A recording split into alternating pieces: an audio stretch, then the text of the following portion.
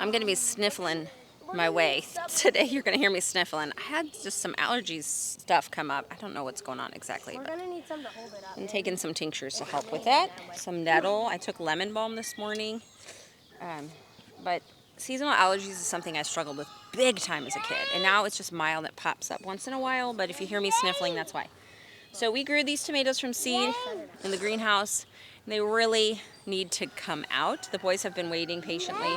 I told them initially Mother's Day, because that's kind of like a really safe date here in our area.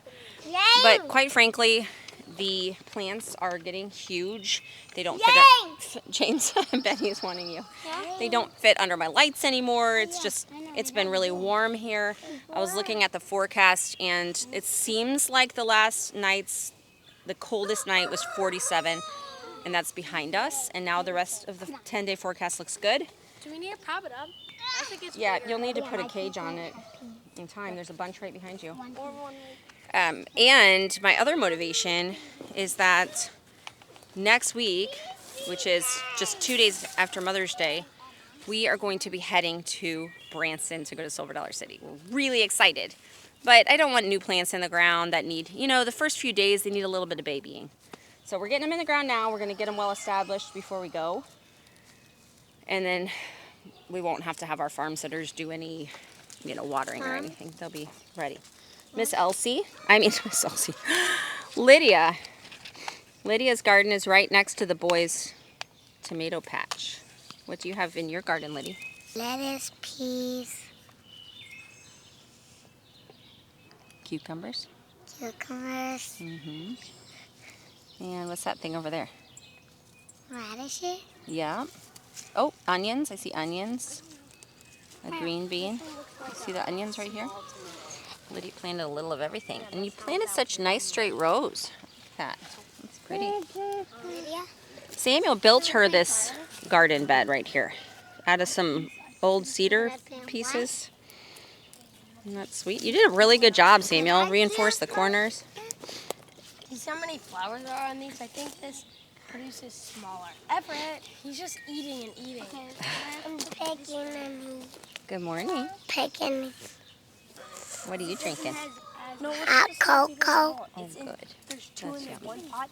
We would have to separate. What do you have? What is that? Yeah. Carrots? Were you eating them? You have dirt on your face. Yeah, Mom. I guess you didn't wash them first. You just ate them, dirt and all. Oh boy. Gotta wash them off first. No, that's what Let's go pick single ones.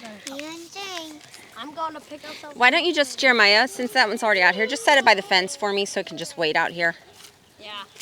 But that'll be a harder one because we'll have to separate it. Yep, you're gonna have to separate it. This is Jeremiah's garden and James' garden. Benjamin, you want to show your garden? Mom, Yeah. let it. Mom, what are these? That's chard, Side spinach. business? Uh-huh. This is not really big. That's just a small chard, isn't it?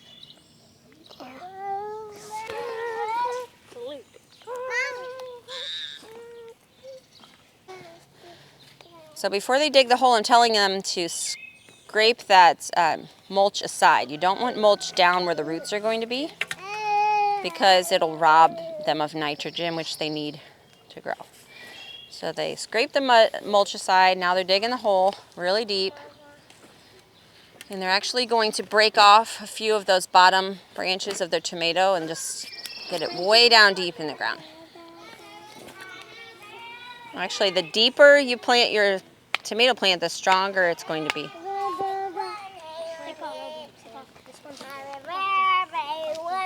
Happy birthday, one-handed, he's singing.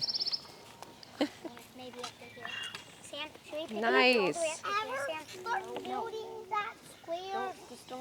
Yeah, why don't you work on it, Lydia? Sure.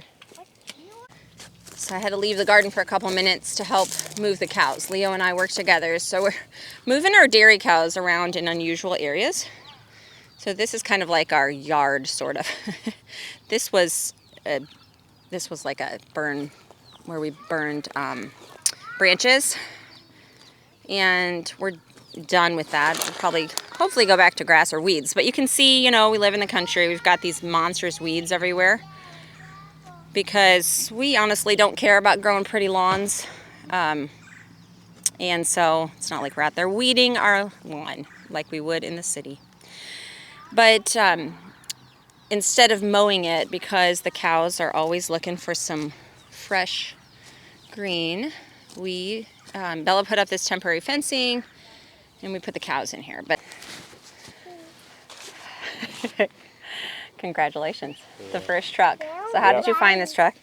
So basically, it's on a major highway that we used to go places. It's right off the side. There was like a jeweler shop, and I guess the guy that was selling it knew the lady, so she let him put his truck there for sale. He just had a for sale sign, and it's a style my dad's been looking to get for a while. So we stopped one day to check it out, and it was a good deal. It was a good truck, so we called the guy, and that day he came down and kind of showed us around. Super nice guy. He had bought the truck. He actually ordered it back in 1985. It was produced in 1986, this truck. So this is one of the first ones that went off the line, and he had owned it for over 40 years. Benny. He was the sole owner of this truck for pretty much 40 years. So it's in really good condition. He used it mainly just for like fishing and trips and stuff. So it wasn't an everyday driver for him. So that's why I said the engine's in such good condition. There's a 6.9 IDI. So basically, they like doing that. It's a nice truck. Has a solid engine. And my dad, he was kind of jealous. He's like, well, now I gotta find a truck for me because he's been wanting to get a truck like this for a while. But yeah, it's pretty nice. It's in really good condition considering the age. Do you want to climb up in it? You want Leo to put you up? Climb up in the back. So it has a flatbed, which is really nice. We haven't had any flatbeds. We have a truck, but it has just a regular bed on it. This also has a gooseneck, so you can put a gooseneck that has.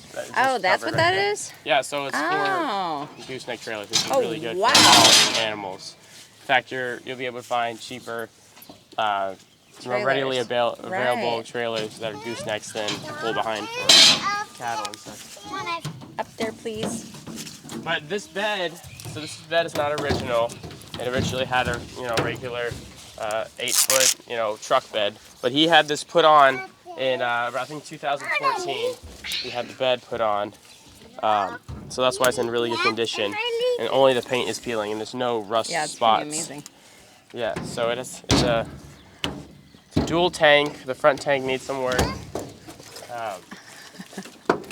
But yeah, so it only has 2 doors, but it can seat 6 people. So the bench folds.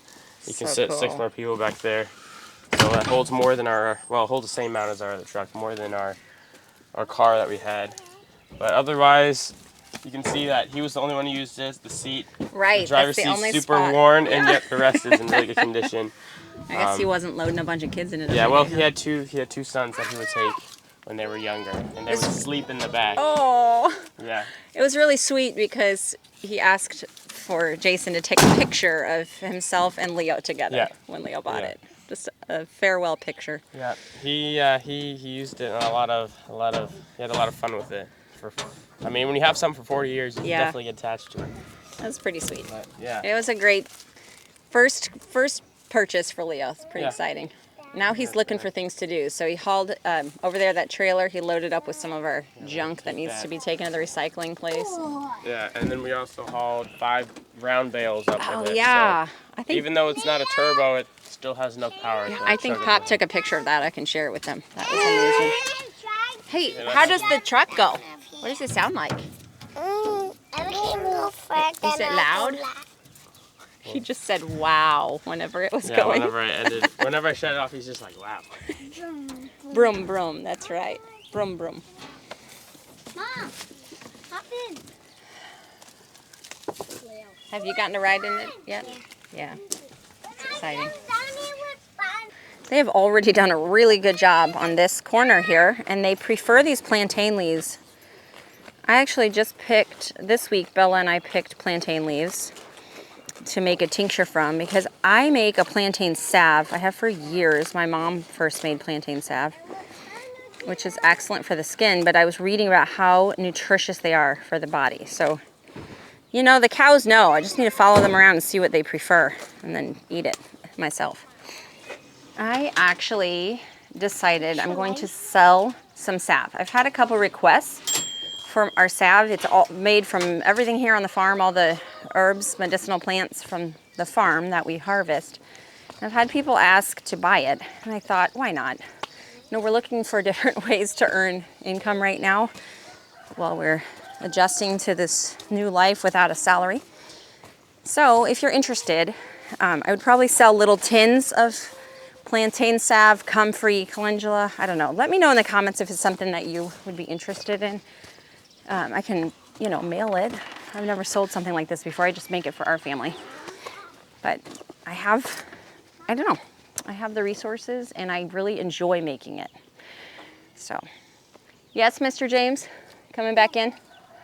Our garlic is looking good. We have chard. We've got beets planted in the middle. Some green onions coming up.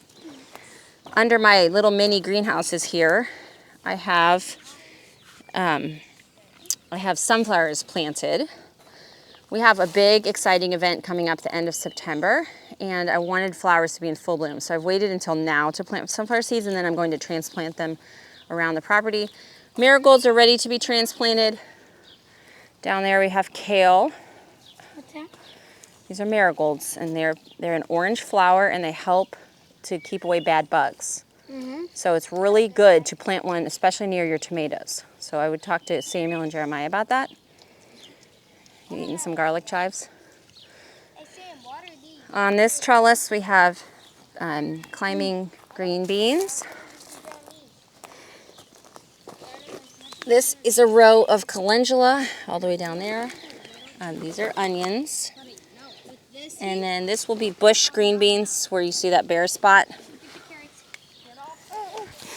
And these are greens that are growing up. So radishes we've been picking, they're just about done. Chard will be very big, spinach, lettuce. So when I'm putting in the garden, I'm trying to think ahead of the size of these plants in the future and when they're going to come out. So for example, I planted these radishes right next to the chard because the radishes are coming out and then the chard will have room to grow.